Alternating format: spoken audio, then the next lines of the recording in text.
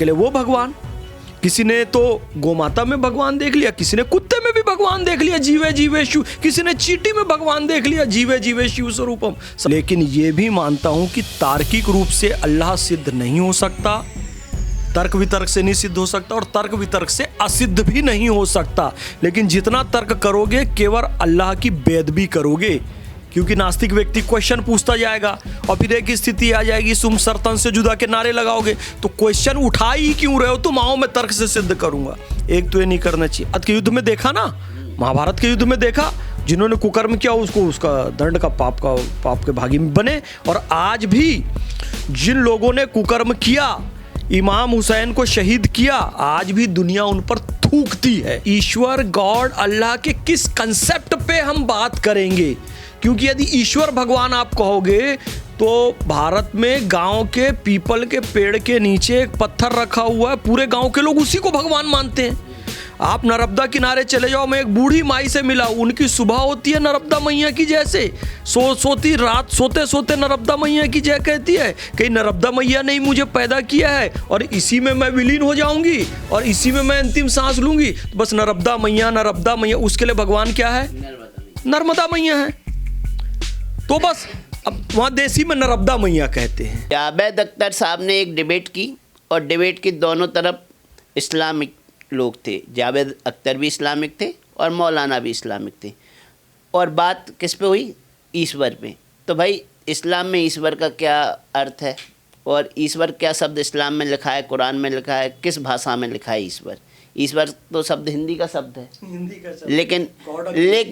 लेकिन हंसने वाली बात देखिए, सौरभ द्विवेदी जैसे पत्रकार डिबेट आयोजित करते हैं, अभी पीआर का हिस्सा था या प्रोपोगंडा था, ये फैज खान जी स्पष्ट करेंगे। लेकिन मैं तो हंसने वाली बात यही कह रहा हूँ, जहाँ ईश्वर का जिस मजहब से ताल्लुक़ नहीं है, जिनकी किताबों में ईश्वर का नाम उल्लेखित नहीं है, वो लोग ईश्वर पर डिबेट कर रहे हैं, फिर एक दूसरे को हारा जीता बता कर खुद ही पीआर टीम हायर करके एक दूसरे के लिए वाहवाही करवा रहे हैं। कोई जावेद अख्तर जी के तारीफ कर रहा है, कुछ लोग मूर्ख हैं जो मौलाना की तारीफ कर रहे हैं। मौलाना झंडे गाड़ दिए, जावेद अख्तर को नीचे दिखा दिया, जावेद अख्तर बिना तर्क के मौलाना से हार गए। एक डायलॉग ये भी मारा जा रहा है कि जो मदरसे होते हैं, मदरसे वाले छात्र ने पढ़े लिखे जावेद अख्तर को हरा दिया।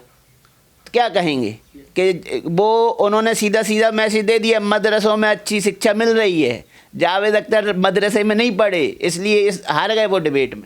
देखो, पहले कोई हारा जीता नहीं है। मेरे प्रश्न का सारा उत्तर तो आप ही ने दे दिया, और बिल्कुल सही बात है, आपने बहुत सही क्वेश्चन उठाया। मुझे बड़ी खुशी हुई कि जावेद अख्तर तो वैसे मुस्लिम, पर अपने आप को नास्तिक कहते हैं, पर हुए तो मुस्लिम परिवार में पैदा है, और जब मरेंगे अल्लाह उनको लंबी उम्र दे, लेकिन दायरे पानी से तो सबको कूच करना है, तो उनको मुस्लिम कब्रिस्तान में ही दफनाया जाएगा। और मुझे ऐसा लगता है कि उनको अपनी बॉडी डोनेट कर देनी चाहिए।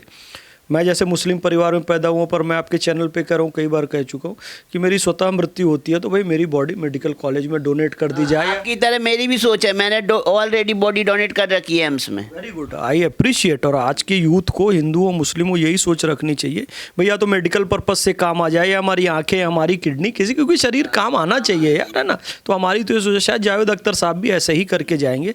लेकिन बहरहाल यदि वो ऐसा नहीं करते हैं तो उनको हिंदू शमशान में जलाया तो नहीं जाएगा, दफनाया ही जाएगा। मुफ्ती भी, अल्लाह उनको भी लंबी उम्र दे, लेकिन जब भी जाएंगे उनको भी दफनाया जाएगा। यानी हैं दोनों मुस्लिम बैकग्राउंड से। और विषय रखा डज गॉड एग्जिस्ट, गॉड। अब गॉड शब्द का तो इस्लामी परंपरा में उल्लेख ही नहीं है, ईश्वर शब्द का तो कहीं उल्लेख ही नहीं है, भगवान।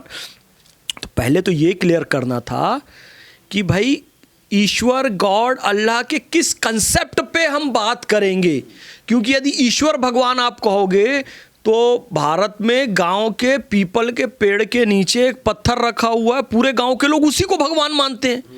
आप नर्मदा किनारे चले जाओ, मैं एक बूढ़ी माई से मिला, उनकी सुबह होती है नर्मदा मैया की जैसे, सोती रात सोते सोते नर्मदा मैया की जय कहती है, कहीं नर्मदा मैया ने ही मुझे पैदा किया है और इसी में मैं विलीन हो जाऊंगी और इसी में मैं अंतिम सांस लूंगी, तो बस नर्मदा मैया। उसके लिए भगवान क्या है? नर्मदा मैया है। तो बस अब वहाँ देसी में नर्मदा मैया कहते हैं, देसी भाषा में। तो वो यार उनका, अब उनके लिए सब कुछ वही है, तो उनके लिए वो भगवान। किसी ने तो गोमाता में भगवान देख लिया, किसी ने कुत्ते में भी भगवान भगवान देख लिया, जीवे जीवे शिव। किसी ने चींटी में भगवान देख लिया, जीवे जीवे शिव स्वरूपम सदा भाव्यतु सेवायाम। लेकिन क्या सेमेटिक रिलीजन वाला, इस्लाम वाला, यहूदी वाला, ईसाई वाला कुत्ते में भगवान देख सकता है? चींटी में भगवान देख सकता है? वो पीपल के पेड़ में भगवान देख सकता है? नर्मदा मैया, गंगा मैया, गोमती मैया, गोदावरी मैया में भगवान देख सकता है? भारत माता में भगवान देख सकता है? नहीं देख सकता। पहले तो आपको भगवान का कंसेप्ट क्लियर करना चाहिए कि भाई किस अल्लाह भगवान पे आप चर्चा कर रहे हो। अब चूंकि ये दोनों मुस्लिम थे तो इनको चर्चा करनी थी अल्लाह का अस्तित्व है कि नहीं। मैं फिर एक बात बड़ी जिम्मेदारी से कहता हूँ, मैं मुसलमान हूँ, ला इलाहा इल्लल्लाह मोहम्मद रसूलुल्लाह पढ़ता हूँ और अल्लाह को मानता हूँ, लेकिन ये भी मानता हूँ कि तार्किक रूप से अल्लाह सिद्ध नहीं हो सकता, तर्क वितर्क से नहीं सिद्ध हो सकता और तर्क वितर्क से असिद्ध भी नहीं हो सकता। लेकिन जितना तर्क करोगे केवल अल्लाह की बेदबी करोगे, क्योंकि नास्तिक व्यक्ति क्वेश्चन पूछता जाएगा और फिर एक स्थिति आ जाएगी तुम सरतन से जुदा के नारे लगाओगे, तो क्वेश्चन उठा ही क्यों रहे हो तुम, आओ मैं तर्क से सिद्ध करूंगा। एक तो ये नहीं करना चाहिए। अब जो मौलाना वहाँ पर थे, फिर मैं कहता हूँ यार उनका नाम ही मेरी ज़बान पे नहीं आता है, मैं कोई इंटेंशनली ऐसा नहीं कर रहा हूँ मेरे भाई। जो भी उनकी जबान पे पंडित धीरेन्द्र शास्त्री का नाम नहीं आ रहा और आपकी जबान पे उनका नाम नहीं आ रहा, तो ऐसा तो है नहीं आपको उनका नाम नहीं मालूम और उन्हें धीरेन्द्र शास्त्री का नाम नहीं मालूम हो। मुझे तो सही में नहीं मालूम है, लेकिन धीरेन्द्र शास्त्री जी को वो अच्छे से जानते हैं और जानबूझ के धीरेन्द्र शास्त्री जी को, मतलब अपना कद उठाने के लिए धीरेन्द्र शास्त्री को नहीं जानता हूँ ऐसा कह रहे हैं। अगर वो नहीं जानते तो क्यों कहा बाद में कि ज़रूर वो कोई बड़े होंगे पर मैं नहीं जानता, इन्हें जानते हैं और उनको पता है ज़्यादा बेअदबी की है, तो उनके फिर प्रशंसक, उनके भक्त धीरेन्द्र शास्त्री जी की इनकी कहीं ना कहीं मजम्मत करेंगे। बहरहाल देखो, मेरा एक भाई है, राजन नाम है उसका। राजन ने अचानक ना फेसबुक में पोस्ट डालना चालू किया, जी ईश्वर है नहीं है ये वो। मैंने राजन को मैसेज, क्यों राजन कब से क्लास ज्वाइन किए हो? बोले भैया क्या क्लास? मैंने कहा फिलॉसफी की क्लास। बोले भैया आपको कैसे पता चला? अभी एक हफ्ता पहले ज्वाइन किया। बेटा मैं बोला जिस तरीके की तुम पोस्ट डाल रहे हो ना बच्चों वाली, ईश्वर का अस्तित्व तो है नहीं है, तो मैं बोला मैं समझ गया। जो नए नए फिलॉसफी की क्लास ज्वाइन करता है ना, वो फिलॉसफी बड़ी रोचक है पता है, तो उसको लगता है कि मैं कब बताऊं कि ऐसा ऐसा कंसेप्ट भी है। तो ये मौलाना के मुझे विचार सुन के लगा कि अभी महीने भर पहले से फिलॉसफी ये पढ़ रहा है और पढ़ रहा है तो अभी बोलने का भी शौक़ है। जब ये पढ़ के मैच्योर हो जाएगा ना, तो ऐसे ऊल जलूल ये सब डिबेट पे भाग नहीं लेगा, क्योंकि समझ जाएगा यार ईश्वर को, ये अल्लाह के कंसेप्ट को तर्क से सिद्ध नहीं किया जा सकता। और वो जोश जोश में क्या किया आपको पता है? उदाहरण भी गलत दे दिया। उदाहरण क्या गलत दिया? उसने कहा मैं एक निर्जन टापू में, द्वीप में चला जाऊं, मुझे वहां एक गेंद मिल जाए। तो किसी ना किसी ने तो उसको बनाया होगा। गेंद का एग्जाम्पल ही नहीं है, मिनिमम बंद घड़ी का एग्जाम्पल है कि एक बंद घड़ी मिल जाए, यद्यपि खराब घड़ी हो, फिर भी हम ये सोचेंगे कि यार ये नेचुरल तो नहीं बन सकती, किसी ने इसे बनाया ज़रूर होगा, भले ख़राब क्यों ना हो। लेकिन उसने गेंद का अरे गेंद तो नेचुरल बनी जाती है। अब नदी में अपर्दन होता है तो वो जो पत्थर के टुकड़े घूम घूम के क्या हो जाते हैं, गोल हो जाते हैं, तो वो तो नेचुरल बनी जाती है गेंद। पत्थर की भी बन जाती है, रेत के टील, रेत घूम घूम के भी गेंद बन जाती है। अब तुम उसको कहते हो इसको ज़रूर इतनी गोल गेंद पत्थर की किसने बनाई होगी? अरे यार नदी के अपर्दन से बनी है भाई, नदी के साथ घूम घूम के बनी है। अब उसका मानव बॉडी को सीमेंट की मशीन में डाल दो तो मानव भी सीमेंट बन के बाहर आ जाए। अब मैं वही कह रहा हूं, तो ये नेचुरल प्रोसेस से बनी है। जब तक पता नहीं था तो कहते थे अल्लाह ने किया, अल्लाह ने किया। जावेद अख्तर साहब वही तो कह रहे हैं। चमत्कारिक घटनाओं का जब वैज्ञानिक कारण पता चल गया कि अपर्दन से बनी है, अपक्षय से बनी है, तो भाई हमको उसका वैज्ञानिक कारण पता है, तो वहां तक जाने की क्या जरूरत है? तो ये उदाहरण भी गलत दिया, मैं कह रहा हूं। वो बंद घड़ी का उदाहरण है। मिनिमम घड़ी बंद भी हो तो बनाया किसने, ये हम जरूर सोचेंगे, क्योंकि उसका कोई ना कोई रचयिता होगा। अब वो गोल वाला पत्थर तो जो है हिंदू ला लेता है जी ये शिव जी हैं, और मुसलमान कह देता है इसको अल्लाह ने बनाया है, लेकिन बनाया तो नदी के अपर्दन की प्रक्रिया ने है, ये सत्य है। तो उसको बेसिक चीज़ें भी अभी फिलॉसफी की नहीं पता है। बार बार जावेद अख्तर साहब को वो एक चीज़ में फंसाया, क्या वो उसको अनवस्था दोष बोलते हैं असल में, इनफाइनाइट रिग्रेस, ऐसा करके एक ही टर्मिनोलॉजी उसको आती है फिलॉसफी की, और उसमें वो फंसाने की कोशिश करता रहा। लेकिन समझना सच्चाई ये है, फिर कह रहा हूँ, 100 में 3 को भाग दो, 33.33333 कितना 3 आएगा उसको कोई भी रोक नहीं सकता और वो नेचुरल बढ़ेगा। पाई का मान जो घोषित माना जाता है, पाई अपरिमेय संख्या है 22/7, तो 3.1428 के बाद कितना आएगा सुपर कंप्यूटर की जांच करने पाई का मान डालते हैं, क्योंकि उसका कोई अंत नहीं है। ये क्या चाह रहा है 33.333 और आखिरी में एक बड़ा वाला 3 रख दे कि भाई यहां पे समाप्त हो गया, यहां से अनवस्था दोष खत्म। लेकिन सोशल मीडिया इन्फ्लुएंसरों में ये भी चर्चा है, दोनों को अपना फेस वैल्यू बढ़ाना था और दोनों ने ही बड़ा पेमेंट सौरभ द्विवेदी को दिया होगा, पीआर के करवाया होगा, उस वजह से दोनों को हाईलाइट होना था। दोनों ने मूर्खतापूर्ण चर्चा की। जब इस्लाम से जुड़े लोग ईश्वर पे क्यों? आपने कहा मूर्खतापूर्ण चर्चा की, यह सही शब्द आपने कहा। अब पैसे भी लिए होंगे निश्चित रूप से, बड़ा दोनों का, जावेद अख्तर साहब का तो फेस था पर थोड़ा सा ढलान पे थे तो वो भी हाईलाइट हो गए, और ये मौलाना को तो कोई जानता ही नहीं था वो भी हाईलाइट हो गया, और वो सौरभ द्विवेदी भी उनका थोड़ा चैनल ढलान पे था, लोग उतना भी देख नहीं रहे थे तो वो भी हाईलाइट हो गए। तो बिल्कुल ऐसी कोई बात हो सकती है, लेकिन मैं थोड़ा सा, चूंकि उसने फिलॉसफिकल एस्पेक्ट छेड़ा है इसलिए मैं बता रहा हूँ कि भाई वो अगर मौलाना देख रहे हैं ना तो इसको समझना, अनवस्था दोष ऐसे नहीं होता है, ये इसका कारण, ये इसका कारण, ये इसका कारण, ये इसका कारण, ये, और अंत में जाकर सबका कारण अल्लाह है। तो अल्लाह का कारण कौन, ये नहीं बताएगा तो कार्य कारण सिद्धांत तो खंडित हो गया, कॉज एंड इफेक्ट का सिद्धांत खंडित हो गया। ये ऐसा नहीं चलता है। सुनना, अनंत का, इन्फिनिटी का साइन क्या होता है पता है? ऐसा नहीं होता है, ऐसा होता है। ऐसा क्यों होता है पता है? क्योंकि कार्य कारण सिद्धांत ऐसा चलता है, ऐसा ही चलता रहता है और ये कभी भी ख़त्म नहीं होता। हमारे माता पिता ने फल खाया, रोशनी ली, सब कुछ लिया, खाना खाया, उससे हम जन्म हुए, वो ख़त्म हुए, हम भी ख़त्म होकर इस मिट्टी में पंचतत्व मिल जाएंगे, इसी में मिलकर फिर कोई नया जीव जन्म लेगा, वो ख़त्म होकर इसी मिट्टी हवा पाने फिर कोई नया जीव जन्म लेगा। तो अनवस्था जो है ना, ऐसे नहीं है, वो यहीं घूम रही है। इसलिए अगर आपने अनंत का या इनफाइनाइट का साइन देखा होगा तो ऐसे नहीं होता है, बल्कि ऐसे होता है। तो इसके लिए किसी अल्लाह के कंसेप्ट की जरूरत जी। सौरभ द्विवेदी की जगह मैं होता तो मैं कहता ईश्वर की तो अनवस्था पता है, क्योंकि भगवान कृष्ण के पिता का नाम सबको पता है, राम के पिता का नाम सबको पता है, बौद्ध के पिता का नाम सबको पता है, महावीर के पिता का नाम सबको पता है, लेकिन अल्लाह के पिता का नाम क्या क्या मौलाना बता पाता मुझे? मैं यही कह रहा हूँ, मौलाना ने इस्लाम को और अल्लाह को छोटा करने का काम किया है।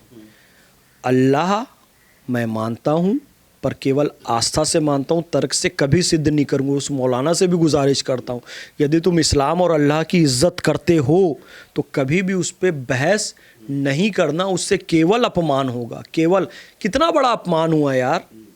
उसने कहा ना, गाज़ा में बच्चे मर रहे हैं, छोटी बच्चियों के साथ बलात्कार हो रहा है, अल्लाह देख रहा है क्या? उसका क्या जवाब है उनके पास? मौलाना के पास कोई जवाब था? इतना बेकार सा जवाब दे रहे, अल्लाह परीक्षा ले रहा है। तू यार डेली परीक्षा ही लेते रहता, व्यापम का अध्यक्ष है अल्लाह, यूपीएससी का चेयरमैन बना दो, हर साल परीक्षा ही लेता रहेगा वो साल भर।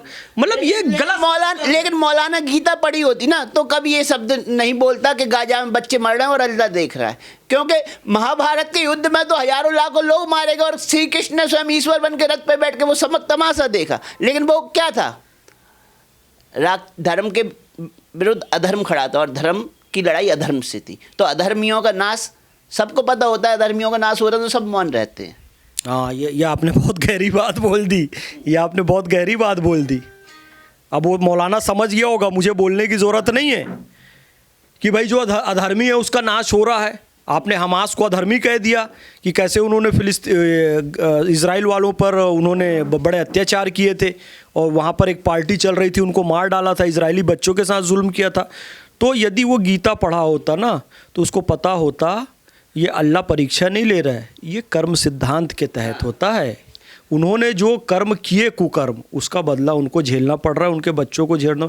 एक भी समस्या, वो मौलाना सुन ले, हमारे जीवन की एक भी खुशी और एक भी समस्या किसी दूसरे की नहीं दी हुई है, हमारे खुद के कर्मों के कारण। अगर दुर्योधन ने साड़ी नहीं खींची होती, दुशासन ने वो बलात्कार का प्रयास नहीं किया होता, साड़ी नहीं खींची होती, तो कृष्ण क्या मौन रहते? कृष्ण क्या मरने देते दुर्योधन को?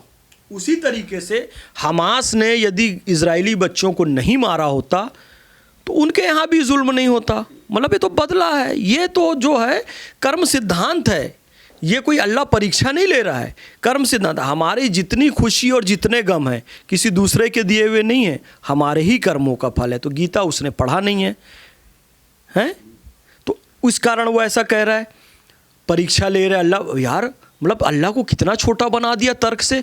मतलब कोई सामान्य आदमी भी परीक्षा के लिए किसी छोटी बच्ची का बलात्कार होते हुए नहीं देखेगा, किसी पर ऐसा जुल्म होते हुए नहीं देखेगा। सड़क पे कोई अनजान आदमी भी पड़ा होता है तो आदमी जाके यार बाइक गिर गई जल्दी से उठाओ इसको, ये कोशिश करता है। अल्लाह देख रहा है, कहता है ये अल्लाह की इज्जत को कम कर रहा है। भाई तर्क वितर्क करना बंद कर अल्लाह पे। मैं होता तो मैं तो गीता की क्लियरिटी पे बात करता। मैं कहता अगर राक्षस सामने खड़े हुए और राक्षसों का समर्थन करने वाले भी उनके साथ खड़े हुए तो भीष्मपितामह का भी वही अंत हुआ जो दुर्योधन का हुआ। सीधी सी बात है भाई। इमाम हुसैन में जो करबला का युद्ध हुआ इमाम हुसैन के साथ, उधर भी मुसलमान थे, दाढ़ी टोपी वाले थे, कुरान शरीफ पढ़ने वाले थे, नमाज रोज़ा पढ़ने वाले थे। कौन? जिन्होंने इमाम हुसैन का कत्ल किया, सारे पक्के मुसलमान नमाजी रोज़दार, और इमाम हुसैन भी नमाजी रोज़दार जो 72 साथी। लेकिन उधर वाले अधर्म में थे, इधर वाले धर्म में थे। तो अब देखिए कि दोनों एक ही हैं। अल्लाह किसका समर्थन करता है? हाँ, ये बात है। अब इसका कुरान शरीफ में समाधान दिया है, या अय्युहल्लज़ीना आमनुस्तईनु बिस्सब्रि वस्सलाति इन्नल्लाह मअस साबिरीन, कि अल्लाह सब्र करने वालों के साथ है। इमाम हुसैन ने सब्र किया, इसलिए आज भी उनको मानने वाले लोग हैं। और वो यजीद दरिंदे, कुकर्मी, अधर्मी, आज भी उनको लोग गाली देते हैं, लानत भेजते हैं। हालांकि वो कुरान भी पढ़ते थे, दाढ़ी भी रखते थे, लेकिन थे शैतान। तो ये सारी चीज़ें हैं कि भगवान किसके साथ है? धैर्यवान के साथ है, सत्य वाले के साथ है, जो रोशनी के रास्ते पर, नूर के रास्ते पर चलता है उसके साथ है। और जो चीज़ गाज़ा या फ़िलिस्तीन में हो रही है उसको कर्म सिद्धांत के अनुसार समझ। मौलाना को ये स्पष्ट कर देना चाहिए था जावेद अख्तर जी को कि भगवान हर उस इंसान के साथ है जो धर्म के साथ खड़ा है। हाँ? जो अनीति और अधर्म के खिलाफ खड़ा है तो भगवान तो उसकी मौत भी हंस के देखेगा। हाँ? महाभारत के युद्ध में देखा ना, महाभारत के युद्ध में देखा, जिन्होंने कुकर्म किया उसको उसका दंड का पाप के भागी बने। और आज भी जिन लोगों ने कुकर्म किया, इमाम हुसैन को शहीद किया, आज भी दुनिया उन पर थूकती है। ये सच्चाई है। धन्यवाद।